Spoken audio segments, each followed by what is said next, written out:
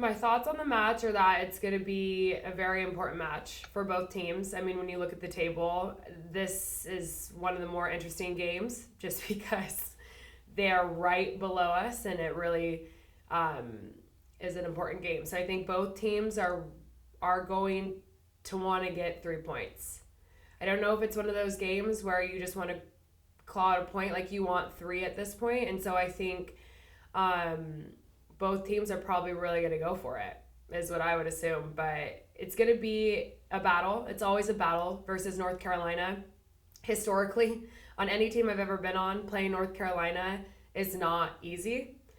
And I think you're seeing them starting to really get a rhythm. Some of their players are really starting to stand out, scoring some incredible goals. So it's going to be a challenge, but the Rain's always up for a challenge.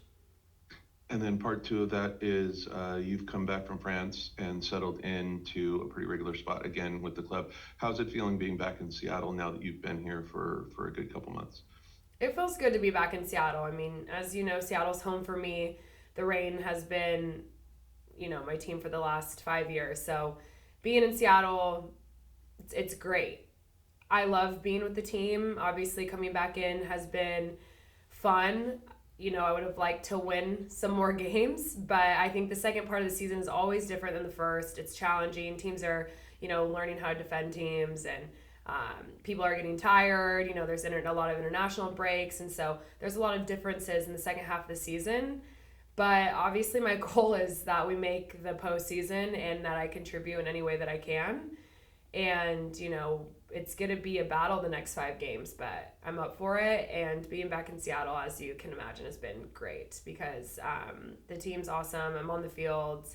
Obviously, being coached by Laura is always something that I've loved and will continue to love as we work together. But it's been good so far. Thank you. Thanks, Jeff. Steven? Hi, Sophia. I want to ask, you mentioned the importance in terms of table position of this game tomorrow, and you guys are only 4 points out of potentially even being in third place. I wonder how much the team is watching results of other games and versus really just kind of focusing on getting your own work done. Yeah, it's such a hard balance. I mean, it's impossible not to look at the table. It's actually just like an interesting it's an interesting thing to look at. It's so incredibly close. I mean, I don't remember it ever being this close. And as you mentioned, you can win and be third place or, lose or tie and be out of playoff contention. So it's extremely tight. So yes, we're obviously looking at the table, but you want to focus on the right things. And what we know is that we need to win. I mean, at this point, every game is a playoff game. We know that. Everybody on the team is very aware of that. It's not something, we're not focusing on the table too much. We're just focusing on getting the points because we know that is very important at this point and at this stage.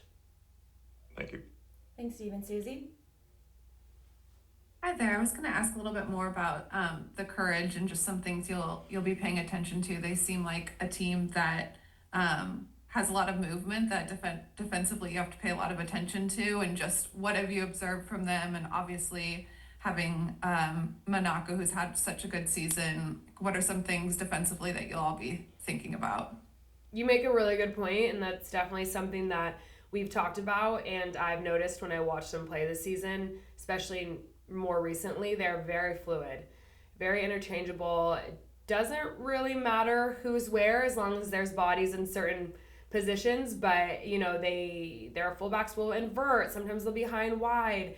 Their center midfields will stay inside, but then sometimes they'll be false outside backs. Like, they really move and change a lot, which is extremely difficult and unpredictable. You can't really look at a game and name all these tendencies that they have because they have so many.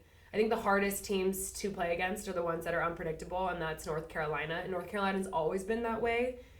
Obviously, it's been something we've talked about this week, just about how to defend them and how fluid they are.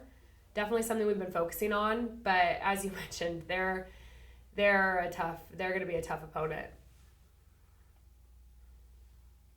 Thanks, Susie. And last one, Kazim?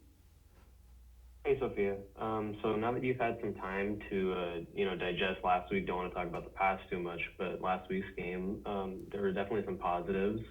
What did you take away kind of from that showing that you guys can take into the rest of the season? Well, I think the positives are, I think Kansas City's goal expectancies was lower in that game than it had been in a lot of other games. I also think that the goals that they scored were our own mistakes, our own defensive mistakes, like pretty blatant defensive mistakes.